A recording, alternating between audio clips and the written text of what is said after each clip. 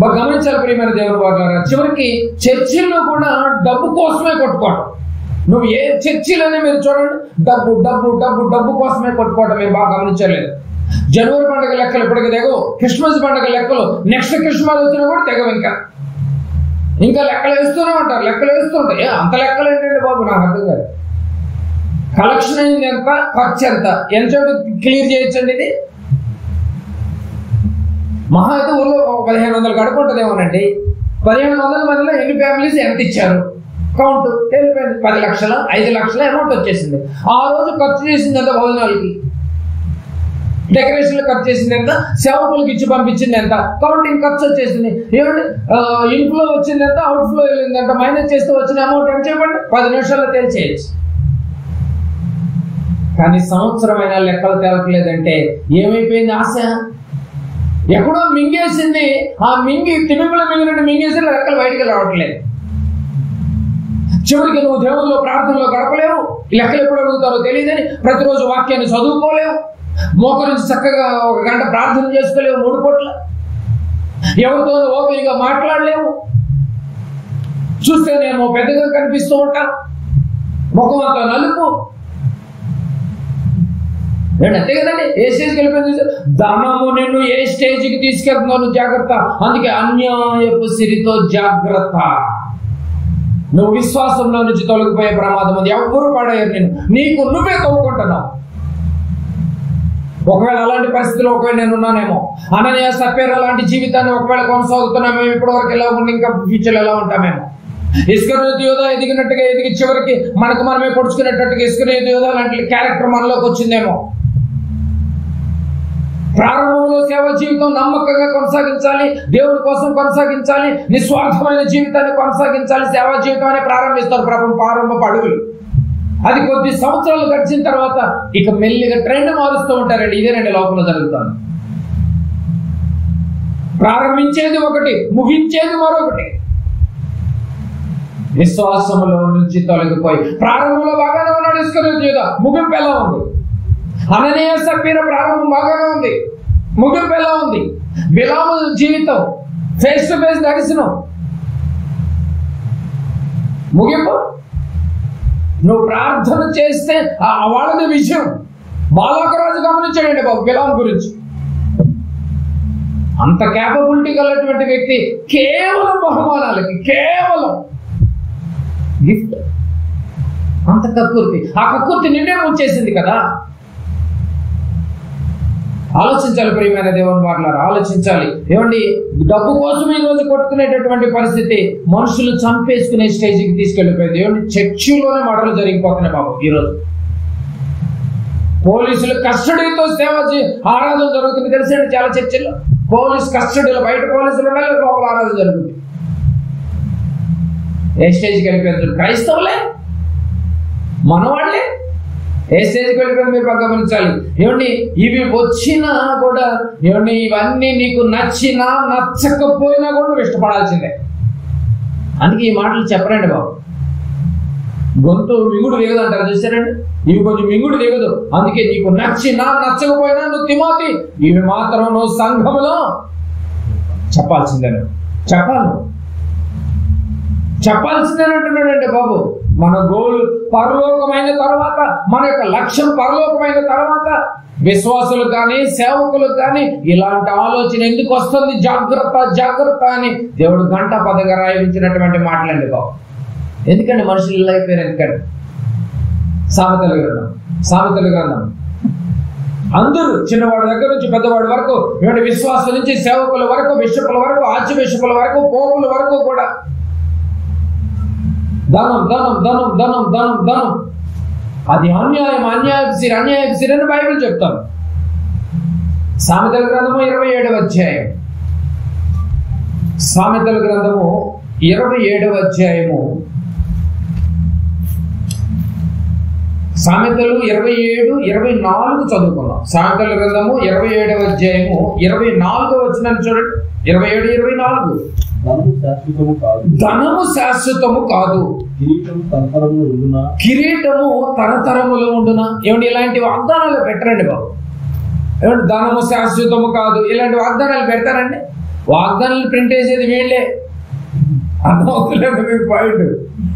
ధనము శాశ్వతము కాదు, కిరీటము తరతరములు ఉండునా అని ప్రశ్న వేసాడు చూడండి. అంటే ధనము శాశ్వతము కాదు అంటే, శాశ్వతం కాదంటే చేతులు మారిపోతూ ఉంటది. ఏమిటి ధనం ఎప్పుడు చేతులు మారిపోతా ఉంటుంది? ఏమిటి నీ దగ్గర ఒక 500 నోట్ ఉంది అనుకో, ఎప్పుడు నీతో ఉంటది ఏంటది? అది ఇంకోటి చేతికి వెళ్ళింది, అది మళ్ళీ ఇంకోటి చేతికి వెళ్తుంది. అలా చేతులు మారిపోతూ ఉంటది. అంటే ఎక్కడ స్థిరంగా ఉండదు అన్నమాట. ఇది ఎక్కడ స్థిరంగా ఉండదు, తిరుగుతూ ఉంటది. మోసం చేయాలనే చూస్తుంది ఇది. ధనం నిన్ను మోసం చేయాలనే చూస్తుంది. కిరీటం కూడా అంతేనండి బాబు. ధనము నిన్ను అంత తిరుగుతూనే ఉంటది, ఎక్కడ శాశ్వతంగా ఉండదు. కిరీటం కూడా అంతే. అధికారం ఎప్పుడు ఒక ప్రభుత్వం ఉంటుందా?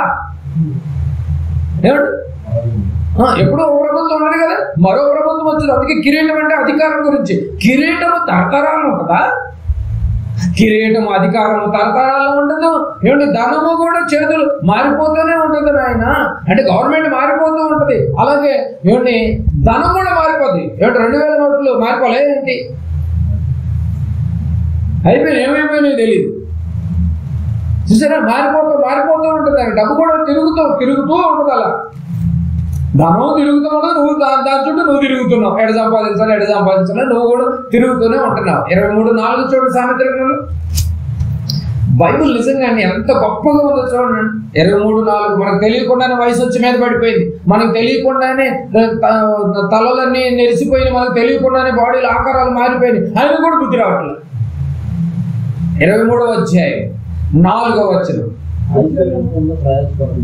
ఐశ్వర్యము పొందు ప్రయాసపడుము ఉందా? పడకుము. నీకు అట్టి అభిప్రాయము కలిగినను దాన్ని విడిచిపెట్టుము అని నిజంగా సేవకునికి ఇలాంటి వాగ్దానాలు తీసి ఆయనకి ఇవ్వాలి సంఘం అంతా కలిసి. ఏమండి, మనకేనాటి వాగ్దానాలు, సేవకుల వాగ్దానాలు లేవా? అందుకని సంఘం అంతా కలిసి ఒక సెల్ఫీ తీసుకోవాలి. అందరి చేతులు 1000 మంది చేతులు అలా పట్టుకుని, సేవకుడే మీకోసం మీకు వాగ్దానం తీసామని చెప్పేసి 100 వాగ్దానాలు ఇవే రాయాలి, రాయాలి. అట్టి అభిప్రాయము కలిగినను దాన్ని విడిచిపెట్టుము అని రాస్తే మరి ఇది దేవుడు చెప్పింది కదా, ఇది మాత్రం నీకు దేవుడు చెప్పింది అని చెప్పి ఎత్తి ప్రార్థనలో పెట్టమంట. మరి ఇది పెట్టకూడదు ఏంటి ప్రార్థనలో? అట్టి అభిప్రాయం కలిగినను దాన్ని విడిచిపెట్టమంటే ఈ మాటలన్నీ ఇప్పుడు ఎవరు చేయాలి? విన్నవారే విడిచిపెట్టాలి. ఎవరు విడిచిపెట్టాలండి ఇవన్నీ? విన్నవారే విడిచిపెట్టాలి. ఏం చేసినా పరలోకములో కన్న తండ్రి కోసం ఖర్చు పెట్టాలి. ఏం చేసినా పరలోకములో కన్న తండ్రి కోసమే ఖర్చు పెట్టాలి. సువార్త కార్యక్రమాలకే ఖర్చు పెట్టాలి. అప్పుడప్పుడు పాపం బలహీనులు వస్తూ ఉంటారు, పేదవాళ్ళు వస్తూ ఉంటారు, రకరకాల గ్రామాల నుంచి ఊరు నుంచి వస్తాయా, మరి సంఘం తరఫున మాకేమైనా ఇవ్వగలరా అని చెప్పేసి ఆరాధన జరిగేటప్పుడు వచ్చినప్పుడు మరి ఆ రోజు సేవకులు కూడా ఏం చెప్తూ ఉంటారు తెలుసా అండి? కానుకలన్నీ పట్టిన తర్వాత మీ ఇష్టం, వాళ్ళకి ఏదైనా ఇవ్వాలనుకుంటే ఇచ్చుకోండి అంటారు. ఎత్తుకొచ్చేది 10 రూపాయలే. అవన్నీ మరి కానుకలు ఉండిలోకి పోతే ఆ పేదవాడికి ఏమవుతుందండి? ఆ చెప్పేటప్పుడు కూడా ఎలా చెప్తారో చూడండి, పరిస్థితి చూడండి ఎలా ఉందో చూడండి. అదే అంటున్నాడు, మీరు బాగా గమనించాలి. ఏం చేసినా పరలోకంలో కన్నతండ్రి కోసమే ఖర్చు పెట్టాలి. అంటే స్వార్థ పనుల నిమిత్తం నువ్వు ఎంత ఖర్చు చేయి, అది పరలోకంలో నువ్వు అకౌంట్ ఓపెన్ చేసినట్టే. ఏమంటే ప్రతి క్రైస్తవుడు పరలోకంలో నువ్వు అకౌంట్ ఓపెన్ చేసావని చెక్ చేసుకో. నీ పర్సనల్ లైఫ్కి ఎంత ఖర్చు చేసావు, దేవుని యొక్క కార్యక్రమాలకి ఎంత ఖర్చు చేసావు అని ఒక వైట్ పేపర్ మడిచి నీ పర్సనల్ లైఫ్ ఖర్చు అంటారా, దేవుని కోసం ఖర్చు చేసిందిరా, ఏమైనా ఉన్నాయండి లెక్కలు? నీ కోసం ఎంతైనా ఖర్చు పెడతావు, నీ గర్భాన్ని పుట్టిన బిడ్డలకి ఎంతైనా ఖర్చు పెడతావు, బట్టలకి ఎంతైనా ఖర్చు పెడతావు, తిండికి ఎంతైనా ఖర్చు పెడతావు, శరీర సంబంధమైనటువంటి దానికి ఎంతైనా ఖర్చు పెడతావు. ఆత్మ సంబంధమైనటువంటి దానికి, ఆత్మను రక్షించేటటువంటి శక్తి గల వాక్యాన్ని సువార్త రూపంలో కన్వర్ట్ చేసి అందిస్తుంటే ఈ సదస్సుల కోసం నువ్వు ఎంత ఖర్చు పెట్టారు? అదే నువ్వు పరలోకంలో ధనమని కూర్చుకోవటం. అకౌంట్ ఓపెన్ చేశారండి. అసలు క్రీస్తు నమ్ముకున్న తర్వాత అకౌంట్ ఓపెన్ చేశారా? అన్నీ తెలిసిన వాళ్ళే అకౌంట్ ఓపెన్ చేయకపోతే ఏం తెలియని వాళ్ళు ఇంకెలా ఉంటారు? ఏం తెలియని వాళ్ళు ఇంకెలా ఉంటారండి బాబు? వాళ్ళు ఎలాంటి పరిస్థితుల్లో ఉన్నారంటే, ఎలాంటి పరిస్థితుల్లో ఉన్నారు తెలుసా? ఏమండి,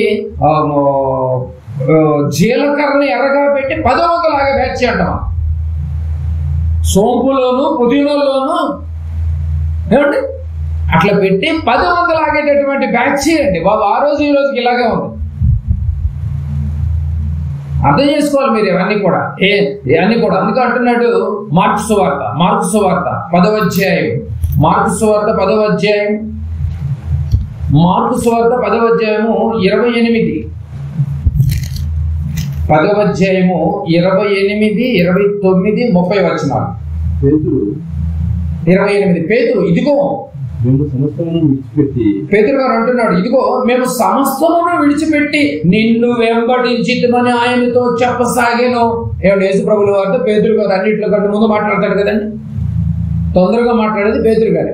అగ్రగణ్యుడు, ప్రధానుడు, పరలోక తాళం చెవులు కలిగినటువంటి వాడు అడిగాడు, మేము సమస్తమును విడిచిపెట్టి వచ్చేటమని ఆయనతో చెప్పసాగాను. అంటే ఇంక చెప్తూనే ఉన్నాడు, కంటిన్యూషన్ కంప్లీట్ అవ్వాల.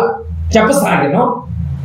29 వచ్చిన అందుకే యేసు ఇట్లా నేను చెప్పేటప్పుడే దాన్ని ఆపేసాడు, అక్కడితో ఖండించేశాడు. ఏమని? అందుకే యేసు ఇట్లా నేను నా నిమిత్తము సువార్త నిమిత్తము ఇంటినైనాను, అన్నదమ్ములనైనాను, అక్క చెల్లెళ్ళైనాను, తల్లిదండ్రులనైనాను, పిల్లలనైనాను, భూములనైనాను విడిచిన వాడు ఇప్పుడు ఇహమందు హింసలతో పాటు 100 ఇండ్లను, అన్నదమ్ములను, అక్క చెల్లెలను, తల్లులను, పిల్లలకు, భూములను రాబో లోకమునందు, ఈ పదమంటలే తీసుకోండి, నిత్య జీవమును పొందునని మీతో నిశ్చయముగా చెప్పుచున్నాను.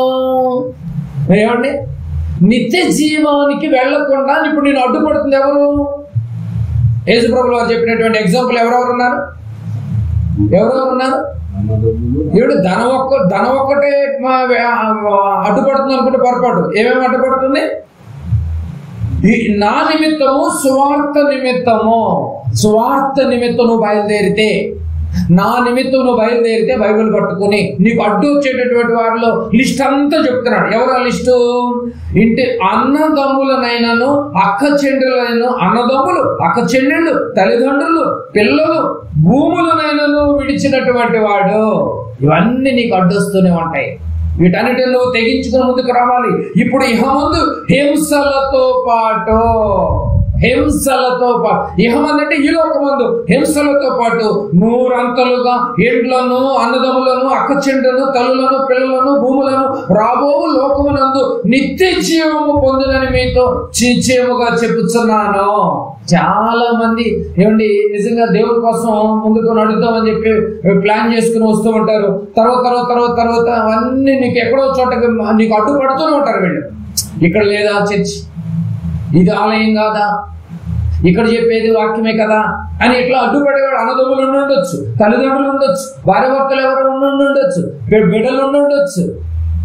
నిజంగా అండి ఇంత టెక్నాలజీ మారిపోయిన తర్వాత పెద్ద పెద్ద చదువులు చదువుకున్న తర్వాత కూడా ఏమిటి ఎక్కడో అమెరికా నుంచి వచ్చినటువంటి వాడు ఇక్కడికి వచ్చి కూడా ఇక్కడ చెప్పేటటువంటి లోక సంబంధమైనటువంటి మాటలకి సొంగ మార్చుకుంటూ ఉంటాడు తప్ప బైబిల్లో ఉన్నటువంటి విలువైనటువంటి మాటలకి ఎవరంటే ఆలోచన చేస్తుంది. ఆలోచించాలి మీరు ఇవన్నీ కూడా. ఏ స్టేజ్కి వెళ్ళిపోయారో చూశారండి. అందుకంటున్నాడు నీవు పరలోకములో నిత్య జీవము పొందునని మీతో నిశ్చయముగా చెప్తున్నాను. చాలా మంది ప్రారంభంలో నేను నిత్య జీవం కోసమని బయలుదేరారంట. కానీ ఎక్కడో చోట వీటితో ఎక్కడో చోట ధనము, పిల్లలు, లేకపోతే బంధువులు, రక్త సంబంధికులు, అన్నదమ్ములు ఎవరు అడ్డుపడిపోయి 31వ వచనం చూడండి. మొదటి వారు అనేకులు ఇప్పుడు ఎక్కడికి వెళ్ళిపోయారు? చివరికి వెళ్ళిపోయారు, లాస్ట్కి వెళ్ళిపోయారు. ఇవన్నిటిని వీళ్ళు తెగించి రాలేకపోతున్నారు. 100 రెట్లైనటువంటి నిత్య జీవాన్ని పొందలేని పరిస్థితిలో ఈ అడ్డును ఛేదించలేకపోయారు. పేతురు గారు ఏమంటున్నాడు? మేము 28లో మేము సమస్తమును విడిచిపెట్టి వచ్చామని నువ్వు అనుకుంటున్నావు కదా. నీకు 100 రెట్లు ఆశీర్వాదము నిత్య జీవంలో నువ్వు పొందాలనుకుంటే ముందుకు నడువు అంటున్నాడు. నీకు 100 రెట్ల ఆశీర్వాదం పరలోకంలో వద్దు అనుకుంటే మాత్రం ఇవన్నీ నీకు అడ్డు తగులుతున్నాయని అనుకుంటే ప్రారంభంలో బాగానే ప్రారంభించారు, కానీ ముగింపుకు వచ్చేసరికి దాన్ని ఛేదించలేక, ఎదిరించలేక, నిలబడలేక, ధైర్యం సరిపోలేక మొదటి వారు అనేకులు కడపటి వారు అయిపోయారు. కడపటి వారు మొదటి వారగుదురు అనేనా. చూసారండి, నిన్నగాక మొన్న వచ్చినటువంటి వాళ్ళు ఏమో దేవుళ్ళలోకి వచ్చేస్తారంట. దేవుని కోసం ముందు బ్రతికినటువంటి వాళ్ళు నేను సీనియర్ని, నేను ఎన్నో చేశాను, నాకు తెలియనటువంటి సదస్సులా, నాకు తెలియనటువంటి దేవుడు అని చెప్పేసి దేవుళ్ళ నుంచి దూరం అయిపోయారు. ఇలాంటి వాళ్ళకి మరి నిత్య జీవం ఎలా వచ్చింది? నిత్య జీవం అంటే అంత ఈజీగా ఉందండి. సమస్తాన్ని విడిచిపెట్టి వచ్చినటువంటి వాళ్ళే సమస్తాన్ని విడిచిపెట్టడం కాదు నాయన, నీ ప్రాణాలను పణంగా పెట్టాలి అన్నాడు. పెట్టి చూపించారండి పేతురు యోహానులు. మేము కన్న వాటిని విన్న వాటిని చెప్పక మేము మమ్మల్ని మీరు హత్య చేసినా సరే, మమ్మల్ని చంపేసినా కానీ ఈ నోరు మాట్లాడకుండా ఉండదు అన్నారు. అప్పుడు ఆంక్షలు ఉన్నాయి. యేసుప్రభు పేరు ఎత్తితే చంపేయడం, వెతికి మరి చంపేసేవాడు. సమస్తాన్ని వదిలిపెట్టడం కాదు, ప్రాణాలను కూడా పణంగా పెట్టారు. మరి మనం ఈరోజు ప్రాణాలను పణంగా పెట్టే సేవా జీవితం ఎక్కడుందండి బాబు? ఆలోచించాలి. 100 రెట్ల ఆశీర్వాదము, 100 అంతలుగా నువ్వు పరలోకములో నిత్య జీవము పొందేటట్టుగా నువ్వు పొందుకోవాలి అంటే నువ్వు చాలా జాగ్రత్తగా ఉండాలి. మరణం తర్వాత నువ్వు అనుభవించాలంటే భూమి మీద దేవుని కోసం ఖర్చు పెట్టాలి. నా నిమిత్తము, సువార్త నిమిత్తము. ఇదేనండి ట్రిక్. ఇదే ట్రిక్.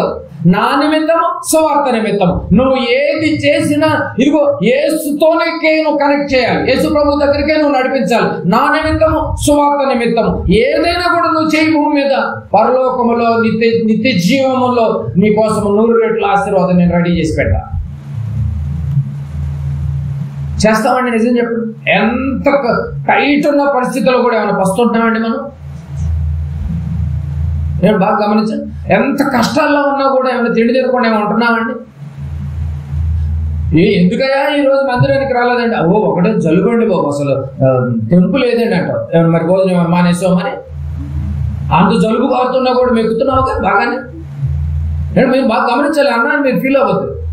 అంత సిచ్యువేషన్లో కూడా నువ్వు శరీరం గురించి అంతగా ఆలోచన చేసినటువంటి నీవు దేహాన్ని నడిపించే ఒక ఆత్మయే జీవింప చేయుచున్నది, శరీరం కేవలము నిష్ప్రయోజనం అన్నటువంటి దాని గురించి నువ్వు ఆలోచించేవే తప్ప ఆత్మ దీపమై ఉన్నది, ఆ దీపం వెలిగించేదై ఉండాలి. అది కొంచెం కింద పెట్టద్దు. నువ్వు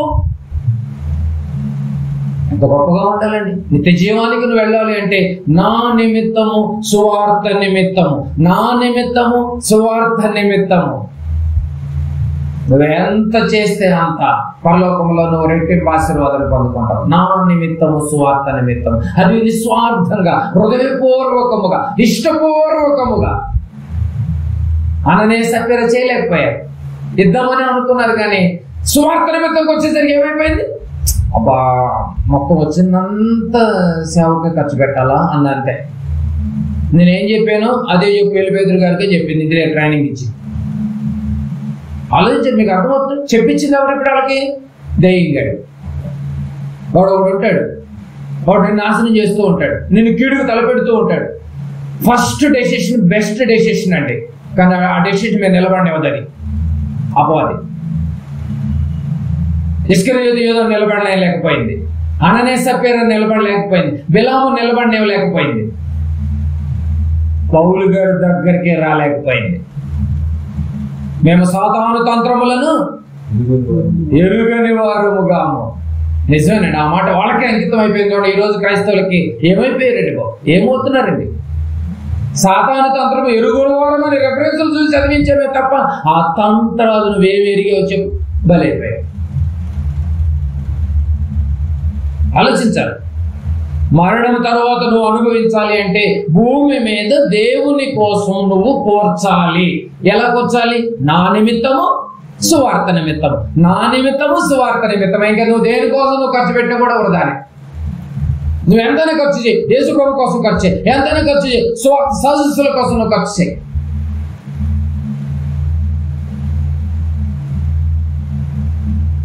అర్థం కావాలి మీకు ఇవన్నీ.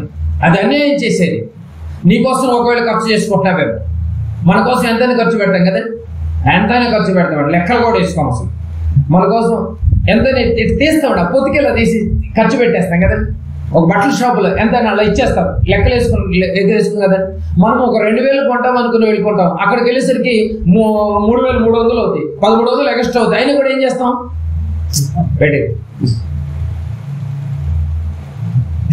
నిజం కదండి.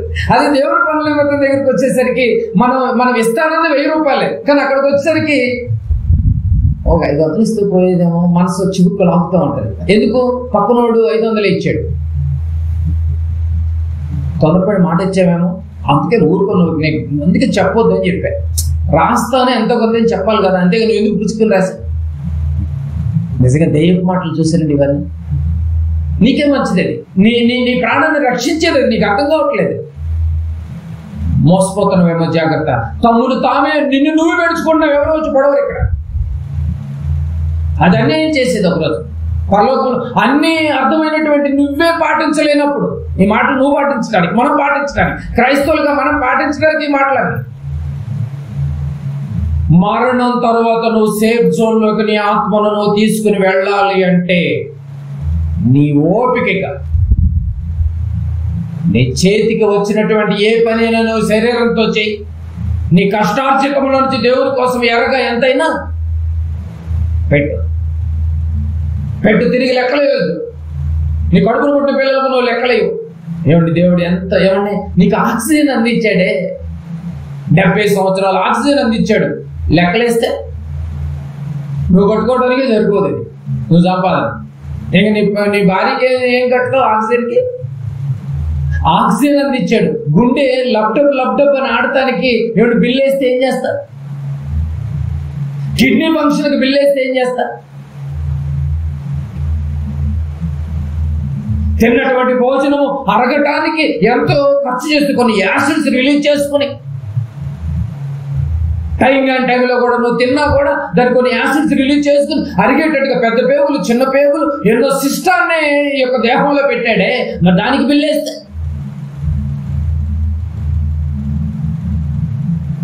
ఎప్పటికప్పుడు కళ్ళు లోకం అనేటటువంటి ఆశలో పడిపోయి, ధనాశలో పడిపోయి, ఏమిటి కళ్ళు ఎప్పుడు చూస్తూనే ఉంటాయండి బాబు. నిద్రపోవటానికి కూడా ఇష్టపడరు లోకాశలో.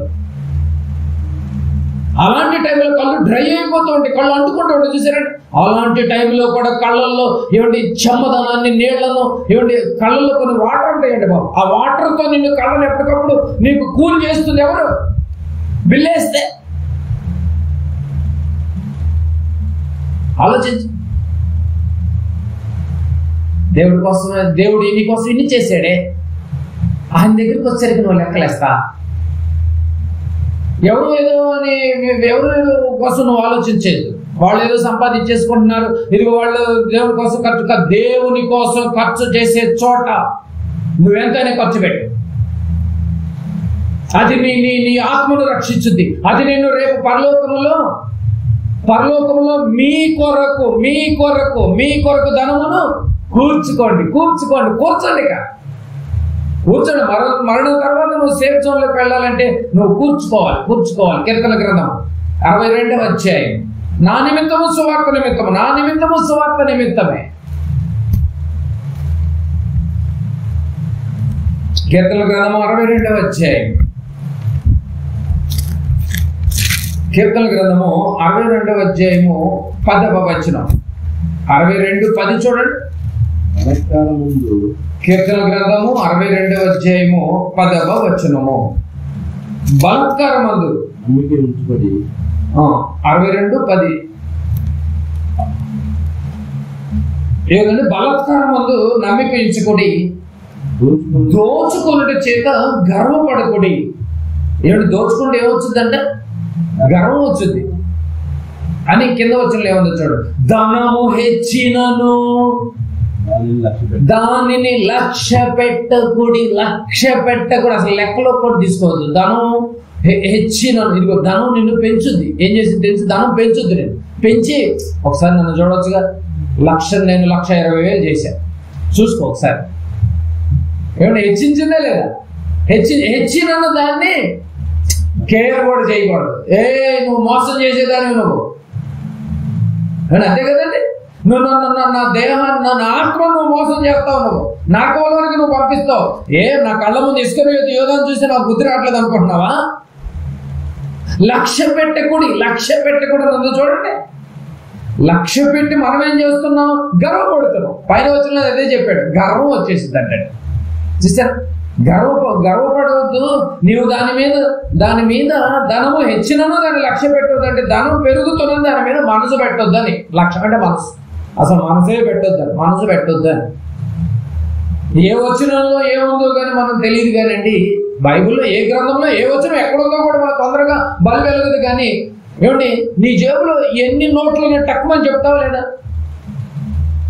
కదండి, చెప్తావా లేదా? అంత క్యాలిక్యులేషన్ కరెక్ట్గా ఎలా చెప్పావు? దాని మీద నువ్వు బాగా రీసెర్చ్లు పెడుతున్నావు దాన్ని అప్పటికప్పుడు. నువ్వు ఎక్కడుండు. కానీ దేవుని యొక్క మాటలు హృదయంలో ఉండాలని చెప్పాడు కదా. హృదయం అనే పలక మీద రాసుకోవాల్సినటువంటి క్రైస్తవులే హృదయం అనే పలక మీదకి ఈ వాక్కులు ఎక్కకపోతే ఆలోచించాలి. మోసపోతున్నాం, జాగ్రత్త.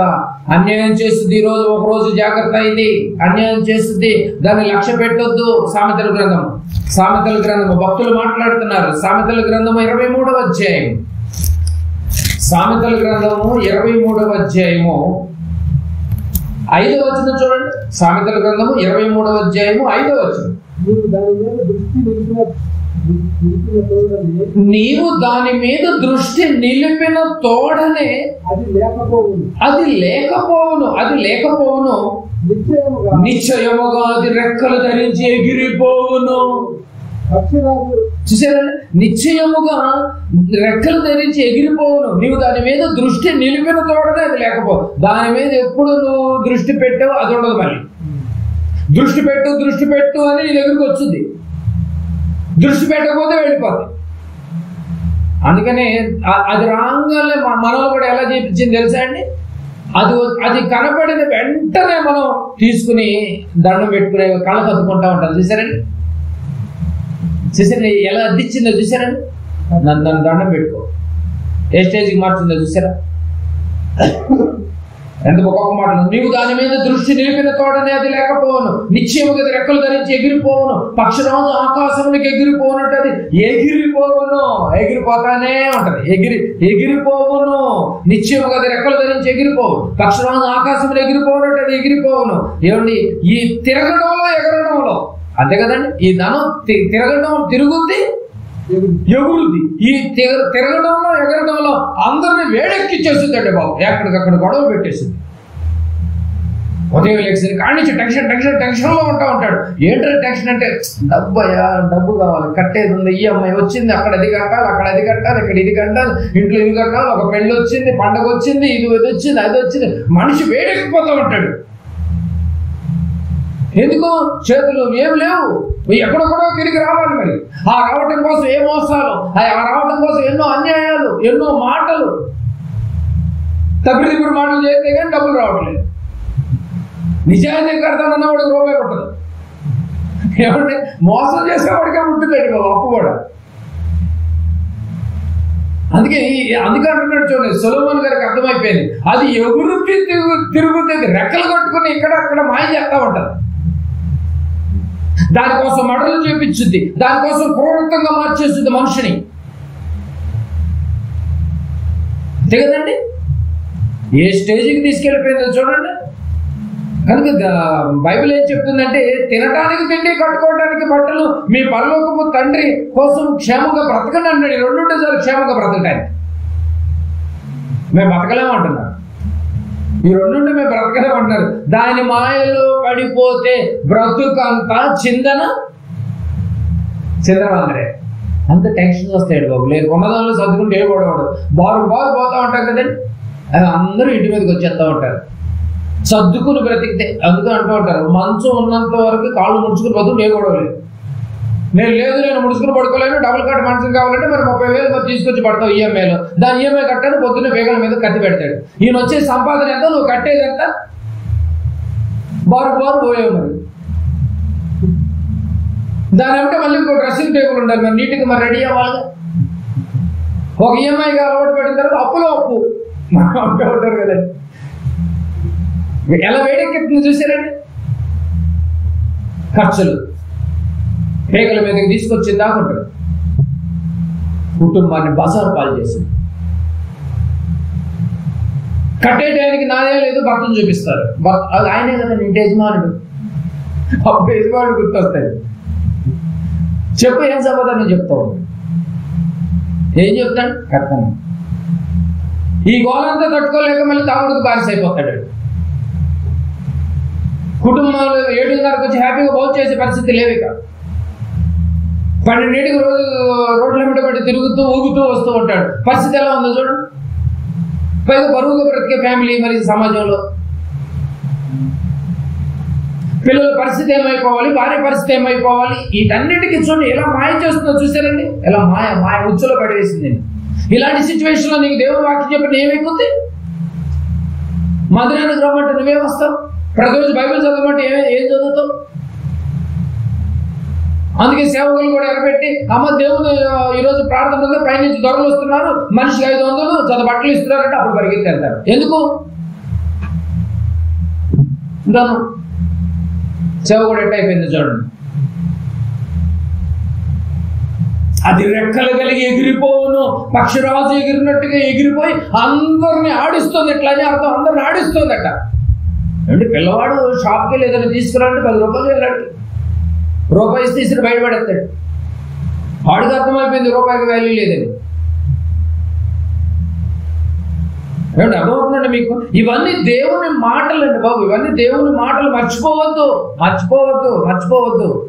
సామెతల గ్రంథం 11వ అధ్యాయం 28వ వచనం చివరిగా. సామెతల గ్రంథము 11వ అధ్యాయము 28వ వచనం చూడండి. 11:28. ధనమును నమ్ముకునేవాడు పాడైపోను. బైబిల్ ఇచ్చిన స్టేట్మెంట్. మీరు నమ్మినా నమ్మకపోయినా ధనమును నమ్మేవా వాడు ఖచ్చితంగా పాడైపోతాడు. పాడైపోనని బైబిల్ చెప్పింది. ఏమిటి? ఇలాంటి బెటర్ వాగ్దానాలు. ధనమును నమ్ముకునేవాడు పాడైపోవును. నీతిమంతులు నీతిగా, యథార్థంగా, హృదయపూర్వకంగా, పరిశుద్ధంగా నీకు దొరికినటువంటి రక్షణను కాపాడుకుంటూ కష్టమైన, బాధైన, శ్రమైన, స్వార్థ పరిచర్యలో కొనసాగుతూ అవమానాలైనా నిందలైనా సహిస్తూ ఓర్చుకుని బ్రతుకుతూ ఉన్నటువంటి వారు, నీతిమంతులుగా ఉన్నటువంటి వారు చిగురాకు వలె వృద్ధి నందుదురు. చిగురాకు వలె వృద్ధి నందుదురు. ఎంత మంచి మాటలు అండి. ధనము నమ్ముకున్నవాడు పాడైపోతాడు. ఎంత మంచి ఫార్ములా అండి బైబిల్ చెప్పిన ఫార్ములా. నీతిమంతులు చిగురాకుల వలె వృద్ధి నందుదురు. ధనమును నమ్ముకున్నవాడు పాడైపోతాడు. దేవుని నమ్ముకున్నవాడు బాగుపడతాడు. అని అదే అర్థం. దేహాన్ని దేవుని కోసం ఖర్చు చేశారా, పరలోకి వెళ్ళిన తర్వాత అనుభవిస్తారండి. చక్కగా అనుభవిస్తారు దేహాన్ని దేవుని కోసం ఖర్చు చేస్తే. అందుకే సువార్తకి వెళ్ళే వారి పాదాలు సుందరం అన్నాడు. ఈరోజు సువార్తకి వెళ్ళే వాళ్ళు ఎక్కడున్నారండి మీరు చెప్పండి? మందిరానికి వెళ్ళేవాళ్ళు ఎక్కడ? ఈరోజు పెద్ద పెద్ద మందిరాలు పెద్ద పెద్ద లోగిళ్ళు ఉన్నవాళ్ళు ఈ రోజు మందిరాలని ఖాళీ అయిపోయినాయండి బాబు. కిటకిటలాడే మందిరాలు. ఏమండి 60-30 మందితో ఆరాధన జరిగిపోతుంది. ఏమైపోయాయి? మందిరానికి వచ్చేవాళ్ళు అరుదైపోయారు. సమాజ మందిరముగా కూడుట మానుకోను కానీ ఎబ్రిపతికి అప్పుడే చెప్పేశాడు పౌలు గారు. చాలా మంది కూడుకోవటం మానేశారు. నాకు అన్నీ తెలుసులే అన్న భ్రమ. ఎవరికి వాళ్ళు తాను నిలుచున్నాడు అనేటటువంటి భ్రమలో ఉన్నారు కానీ పడిపోయాడన్న సంగతిని మర్చిపోయారు. ఇలాంటి సిచ్యువేషన్లో నిజంగా హృదయపూర్వకంగా దేవుని కోసం హత్తుకుని ఏమంటే రక్షణలోకి వచ్చి కొనసాగించినటువంటి అన్యులు బాప్తిసం తీసుకుని ఈరోజు పరిశుద్ధంగా, యథార్థంగా, భయభక్తులతో చదువుతున్నారండి బైబిల్ని. మన బైబిల్ ఎలా అంటే అలా పట్టుకుంటామేమో, కానీ వాళ్ళు చక్కగా ఒక ప్రార్థన చేయాలన్నా, ఏమిటి బైబిల్ చదవాలన్నా కూడా స్నానం చేసి చక్కగా మోకరించి టైం అంటే టైంకి పరుగులు పెడుతున్నారండి బాబు రోడ్లు వెంబడి మీరు చూస్తే అన్ని. కానీ క్రైస్తవులు 1-2 గంటలు లేట్ వెళ్ళి ముగింపు ప్రార్థనలు కూడా వెళ్ళేటటువంటి స్త్రీల సహోదరులు కూడా లేరా అండి? మీరు చెప్పండి. నీతిమంతులు చిగురాకుల వలె వృద్ధి నొందాలి అంటే దేవుని పట్ల భయం, భక్తి కలిగి ఉండాలి. గర్భ మాటలతో ధనమును నమ్ముకొని నాకే ఉందిలే, వెళ్ళిన వెళ్ళిపోయినా సరిపోతుందిలే, సేవకుడిని ఇంటికి తీసుకొచ్చి ప్రార్థన చేసుకుని పంపిస్తాను అంత కెపాసిటీ గలవాడిని.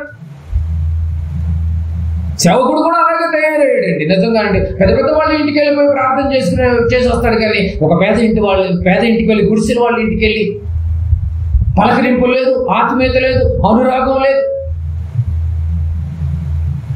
అది క్రీస్తుని పరిచయం చేసే విషయమైనా, ప్రార్థన చేసే విషయమైనా కూడా ఆ వేరియేషన్లోనే చూశారండి.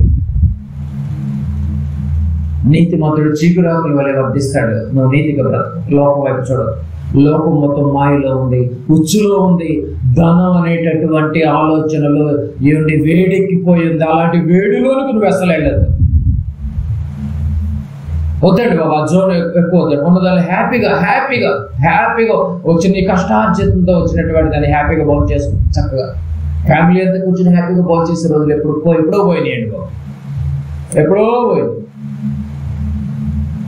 ఎవరి ప్లానింగ్ లో వాళ్ళు ఉన్నారు, ఎవరి క్యాల్కులేషన్ లో వాళ్ళు ఉన్నారు. ఈరోజు ధనం కుటుంబాన్ని కూడా వేరు చేస్తుంది. చూసారండి, సంపాదన కుటుంబాన్ని కూడా వేరు చేస్తుంది. ఆలోచించాలి మీరు. నిజమండి, దేహాన్ని దేవుని కోసం నువ్వు ఖర్చు చేసావో ఈ లోకంలో, పరలోకంలో నీకు రెడీ చేసి పెడతాడు నిత్య జీవం. భూమి మీద మీ కొరకు ధనముని కూర్చుకొనవద్దు. ఎక్కడ కూర్చుకోవాలి? పరలోకంలో కూర్చుకోవాలి. ఎలా కూర్చుకోవాలి? దేవుని నిమిత్తం, సువార్త నిమిత్తం, క్రీస్తు నిమిత్తం, సత్కార్యాల నిమిత్తమే నువ్వు కూర్చాలి. అవి చేస్తే ఆటోమేటిక్గా పరలోకంలో నువ్వు కూర్చుకోనంటే. ఆలోచించాలి మీరు ఇవన్నీ. ఇంకా నువ్వు దేనికోసం కూడా నువ్వు దేవుని కోసం నేను ఖర్చు పెట్టేస్తాను ఎట్లా కుదురుతుంది? పగలేమో క్రిస్టమస్ పండుగ అంటావు, ఏమండి, పగలేమో న్యూ ఇయర్ ఫెస్టివల్ అంటావు, రాత్రికి వచ్చేసరికి చర్చి పక్కన పాస్టర్ సమక్షంలో రికార్డ్ డ్యాన్స్ చేపిస్తున్నావా? దానికోసం మళ్ళీ ఇంటింటి 500 ఖర్చులు పోగు చేయటం. అదేంటే మేము దేవుడి కోసం వేసి సాంఘిక నాటకం అని చెప్పేస్తాం. నీ భార్య చూస్తుండగానే నీ భర్త మరో ఒక స్త్రీతో డాన్స్ చేస్తున్నాడా? ఏంది ఇది?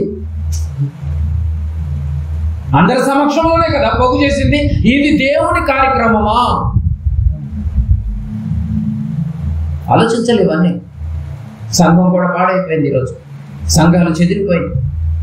నా ధనం నాకు వస్తుంది కదా, మీరు ఏమైపోతే నాకు ఎందుకని సేవకుడు కూడా వదిలేశాడు. జీతగాడు కనుక గొర్రెలు తమవి కానందున కన్న తండ్రి కాబట్టి గ్రంథాన్ని రాసుకొని నిజమైనటువంటి సేవకులతో ఎన్నో విలువైనటువంటి మాటలు తెలియజేశాడండి. ఇలా లిఖితంగా చేయించబడ్డాడు కాబట్టి ఈ మాటల ద్వారా మనకి ఇది ఆత్మీయ జీవితంలో మండేటటువంటి అవకాశాన్ని కల్పిస్తున్నాడు దేవుడు. ఈ మంటను మండుతూనే ఉంచండి. అన్నీ అర్థం చేసుకున్నాం, మనకే ఈ మాటలు అర్థం కాకపోతే ఇంకెవరికి అర్థమవుతుంది చెప్పండి? నిజమండి బాబు, ఈరోజు సేవ అంటే ఇది ఫారెన్ ఫండ్ మీద ఆధారపడి ఉందండి. ఈరోజు మీరు నమ్మినా బాధపడకపోయినా ప్రతి చర్చి ఆల్మోస్ట్ ఫారెన్ ఫండ్ మీదే నడుస్తాం. నిజంగా గంటలు ధ్యానించే పరిస్థితి లేదు ఈరోజు సేవకులు కూడా. రెడీమేడ్ ప్రసంగాలు బుక్కులు వచ్చేసి ఏ సేవకుడు కష్టపడాల్సిన అవసరం లేదు. వారి మినిస్ట్రీలను బట్టి ఒక బుక్కే ఇచ్చేసారు. ఇదిగో బర్త్డే రోజు ఇది చెప్పాలి, డెత్ డే రోజు ఇది చెప్పాలి. ఈ 366 రోజుల్లో ఏ ఆదివారం ఏది చెప్పాలో అదే రొటీన్ అవుతా ఉంటది కదా, తప్ప ఏమీ ఉండదు. ఎక్కడ వేసిన గొంగడ అక్కడే ఉంటుంది మన జీవితాలు కూడా. ఆలోచించడం, మన ఆత్మీయ జీవితం ఎలా ఉందో. ధనమును నమ్ముకున్నవాడు పాడైపోదు. అన్యాయపు సిరితో జాగ్రత్త. అది ఆశ పెట్టుద్ది నీకు. నన్ను చూడమంటుంది కానీ ఎగిరిపోద్ది, నిన్ను ముంచేస్తుంది. కనుక ఇలాంటి సిచ్యువేషన్లో కూడా మనము దేవుని సేవ నిమిత్తము క్రమం తప్పకుండా దేవుని యొక్క పనిలో ఎప్పటికప్పుడు ఆత్మలను రక్షించేటటువంటి శక్తి గల వాక్యాన్ని నువ్వు తెలుసుకున్నావు, మనం తెలుసుకున్నటువంటి యొక్క మాటల్ని దేవుని యొక్క ప్రజలు, మన గ్రామంలో ఉన్నటువంటి వారికి, మన బంధువులకి, మన రక్త సంబంధికులకి చేతనైతే వీలైతే ఇంకెక్కడికైనా నువ్వు వెళ్ళి ఇలాంటి విలువైనటువంటి మాటల్ని క్రీస్తు దగ్గరికి నువ్వు చేర్చగలిగితే అదే రేపు సాక్ష్యంగా ఉంటుంది. కొన్నేళ్ళు దాన ధర్మాలు చేసుకుంటూ ఆ యొక్క ధర్మ కార్యములు పరలోకానికి చేరిపోయింది. కానీ పేతురు గారిని జత చేసి యేసు ప్రభువుని పరిచయం చేశాడు. చూసారా ఆ కార్యక్రమం దేనికి కనెక్ట్ చేశాడు? క్రీస్తుకి కనెక్ట్ చేశాడు. చూసారా, నువ్వు క్రీస్తులోనికి రావాలి, క్రీస్తులోనికి వచ్చి చేయాలి. నువ్వు క్రీస్తులో లేకుండా, దేవునిలో లేకుండా నువ్వు ఏ కార్యక్రమాలు చేసినా కూడా వృధా అండి. క్రీస్తునే ముందు పెట్టుకో, క్రీస్తునే ధ్యేయంగా పెట్టుకో, క్రీస్తునే గురుగా పెట్టుకో. ఎవరినైనా క్రీస్తే హైలైట్ అవ్వాలి ఈ లోకానికి. అలాంటి హైలైట్ క్రైస్తవుడే చేయకపోతే భావి తరాలకి క్రీస్తు అంటే ఎవరో కూడా ఎరుగుని తరం పుట్టడంలో పెద్ద ఆశ్చర్యం ఏం లేదు. యెహోషువ గారి కాలానికి ఎరుగుని తరం ఒకటి పుట్టిందండి, ఇశ్రాయేలు చెప్పకపోవటం వాళ్ళ పెద్దలు. కనుక ప్రియమైన దేవుని వారులారా, ఇలాంటి అన్నిటి విషయాల్లో మనమైనా కూడా ముందు మన బిడ్డలు మనం రక్షించుకోవాలి, మన కుటుంబాలు మనం రక్షించుకోవాలి. వీలైతే పక్కన కొట్టడం, వీలైతే ఇంకొంచెం పక్కన కొట్టడం, ఆ తర్వాత మన గ్రామాన్ని రక్షించుకోవాలి. ఆలోచించండి, అన్యాయపు స్థితితో మాత్రం జాగ్రత్త.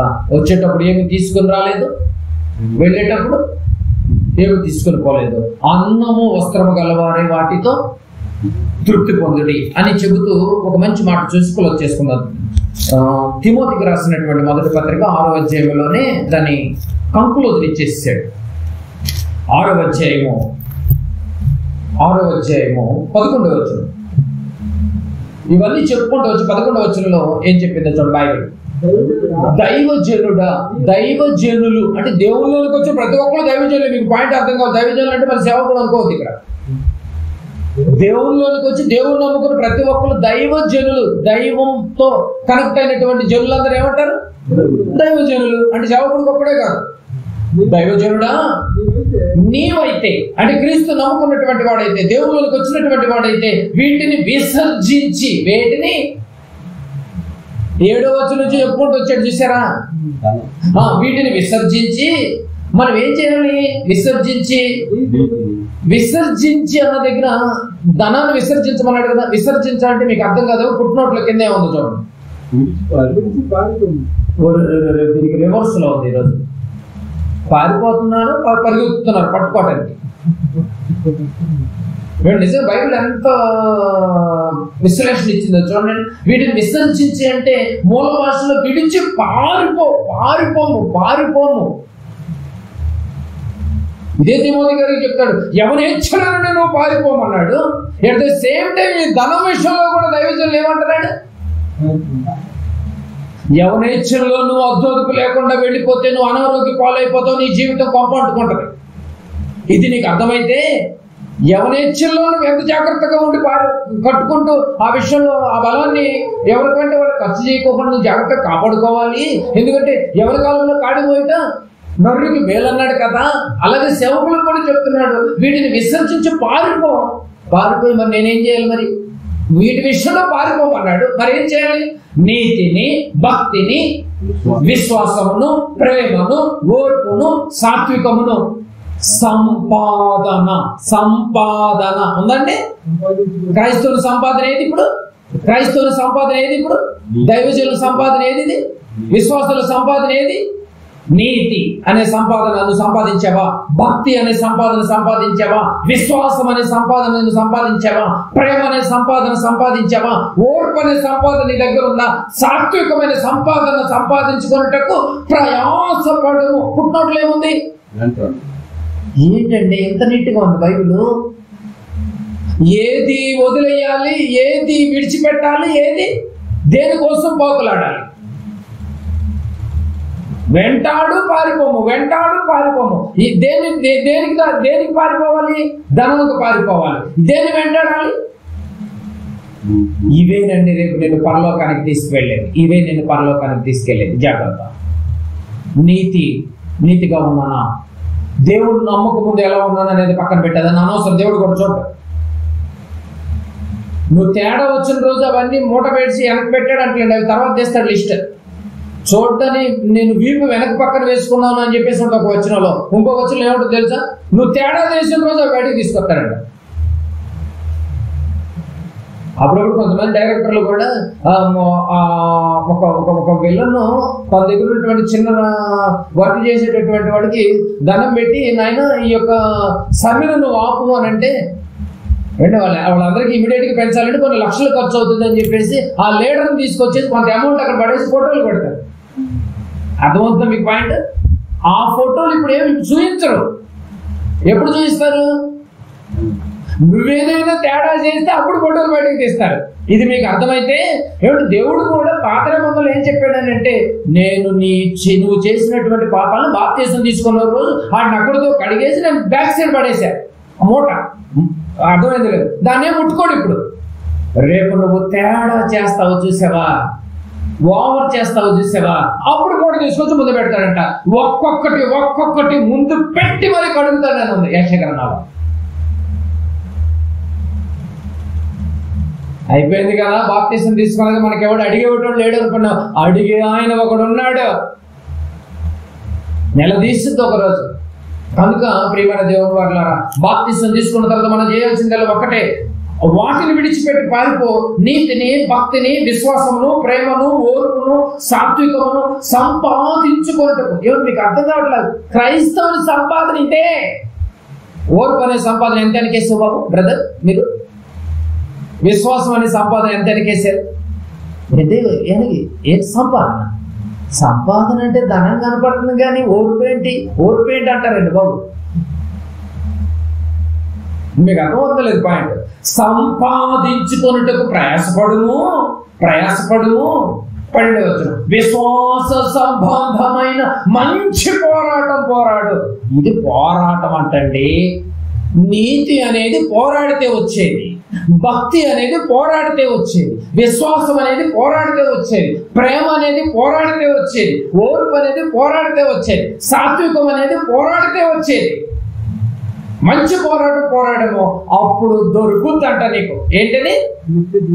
నిత్య జీవము చేపట్టుము.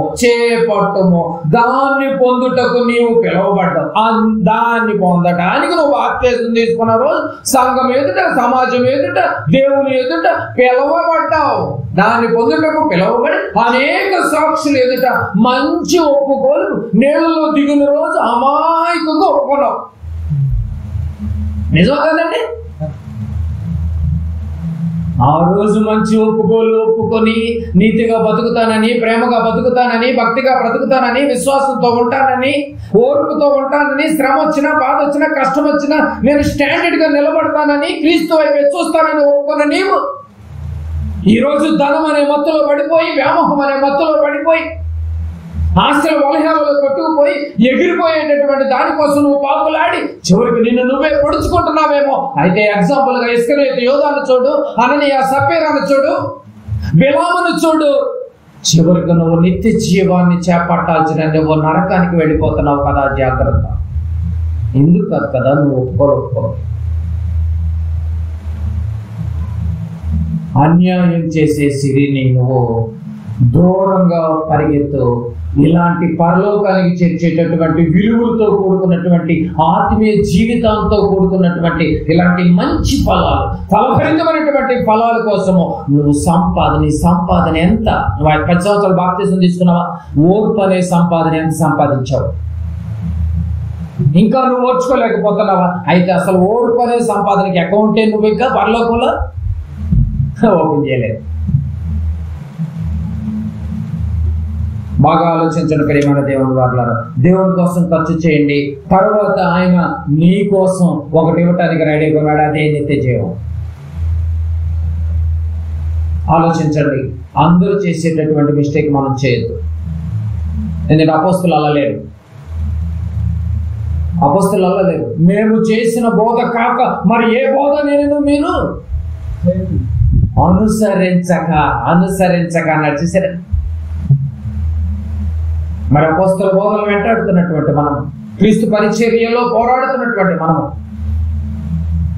క్రీస్తునే వెంబడించాలి తప్ప ఇంకా నువ్వు లోకపు ఆశలతో వెంబడించి ధనం అనేటటువంటి మత్తులో కూరుకుపోతున్నావేమో. జాగ్రత్త. అదే మన ఒక్క పట్టలో చదువు. మీ కొరకు మీరు ధనమును కూర్చుకునవద్దు, పరలోకములో మీ కొరకు. మరి ధనవంతా ఎవరికో ఇస్తున్నావు నువ్వు అనుకుంటావేమో. పరలోకములో మీ కొరకే ధనాన్ని కూర్చుకోండి. దేవుని కార్యక్రమాల్లో జాగ్రత్తగా ఉండండి. లోకం వైపు దయచేసి చూడకండి. ఎందుకంటే లోకం ఎప్పుడు కడుపుమంటే ఉదయకాలం మీద విన్నారు. లోకం వైపు పొరపాటుగా కూడా చూడద్దు. నోహు గారు తన యొక్క జీవితంలో లోకం వైపు చూడలేదు. ఎక్కడో సముద్రంలో కట్టాల్సినటువంటి వాడు నువ్వెందుకు నడిగొట్టులో ఊర్లో కడుతున్నావని హేళన చేసినా కూడా కట్టుకుంటూ వెళ్ళాడు తప్ప మారు మాట్లాడలేదు. జలప్రళయం రాలేదు, వచ్చింది, ప్రళయ విపత్తు వచ్చింది, అందరు కొట్టుకుపోయారు, ఉప్పిపోయారు, ఏమిటి వాసన కంపు కొడుతున్నాయి శవాలు. అయినా అలా రక్షణ అనే ఓడలో తేలిపోయారు 7. నువ్వు నీ కుటుంబం దేవుని కోసం నిత్య జీవం వెళ్ళాలనుకుంటే కన్ను మూసేలోపే ఈ దేహాన్ని వదిలేలోపే దేవుని కోసం గొప్పగా బ్రతుకు. దేహాన్ని దేవుని కోసం ఖర్చు చేయి. పరలోకంలో ధననిధిని సమకూర్చు. కళ్ళు మూసుకోండి. ఈ అన్యాయ చరిత్ర జాగ్రత్తగా ఉండండి. ప్రేమైన దేవుని వాళ్ళారా, పరలోకం ఉన్నటువంటి మా కన్న తండ్రి, మీ పాదాలు వందనాలు చెల్లించుకుంటున్నాం తండ్రి. ఇక రాత్రికాల సమయంలో ఎన్నో విలువైనటువంటి మాటలు, మా యొక్క ఆత్మలను రక్షించేటటువంటి శక్తి గల మాటలు, బైబిల్లో ఎన్నో మాటలు పేపర్కే పరిమితం అయిపోయినాయి. కానీ తండ్రి, క్రైస్తవ జీవితాలకి ఇంకా నాయన హృదయం దాకా తాకే పరిస్థితిలో చేతిలోనే ఉండిపోయింది, కానీ హృదయం దాకా బైబిల్ వెళ్ళలేదు నాయన. ఒకనాడు అపోస్తులలో, ఒకనాటి ప్రవక్తలు, ఒకనాటి భక్తులకు జీవితాల్లోనే మేము చూస్తున్నామే తప్ప ఈ తరములో, ఈ కాలంలో నైనా నిజంగా నాయన మాటలే కరువైపోయింది తండ్రి. మీ మాటలే చెవికి అందలేని పరిస్థితిలో ఉన్నా కూడా, విప్పలేని పరిస్థితిలో ఉన్నా కూడా, దాన్ని విసిదపరచలేని పరిస్థితిలో అపవాది నోరు నొక్కేసింది నాయన. దైవ సేవకులకే నోరు నొక్కేస్తే విశ్వాసుల జీవితాలు ఏమైపోవాలి? నీతిని, విశ్వాసాన్ని, ప్రేమను, ఓర్పును సంపాదించుకోవాల్సినటువంటి మేము లోకములో ఎగిరిపోయేదాన్ని, లోకములో నాయన ఒకరోజు వదిలి వెళ్ళిపోయేదాన్ని, అన్యాయం చేసేటటువంటి దాని మీద మా మనసు ఉందేమో. ఒకవేళ ఎంత చెప్పినా కూడా, ఎంత విన్నా కూడా మేము వాటన్నిటిని మేము ఈ వాక్యం ద్వారా ఒక తండ్రిగా మీరు మాకు ఒక బిడ్డలకు చెప్పినటువంటి రీతిలో నాయన నేను చెప్పినట్టుగా, బిడ్డలు విన్నట్టుగా తండ్రి మీకోసం గొప్పగా బ్రతికే మహాభాగ్యాన్ని అందరికి ప్రసాదింపచేయండి. పరలోకంలో ధననిధిని కూర్చుకోవటానికి నాయన, ఆత్మను రక్షించుకోవటానికి బిడ్డలు ఇప్పుడు ఒక శక్తి గల వాక్యాన్ని విన్నారు. ఆ విన్న వాక్యాన్ని మండించేటటువంటి, ప్రకాశించేటటువంటి జ్యోతుల వల్ల వెలిగేటటువంటి కృపను ఇంకెక్కువగా ప్రసాదింపచేయమని తల్లి బిడ్డలందరినీ ప్రత్యేకంగా మీరు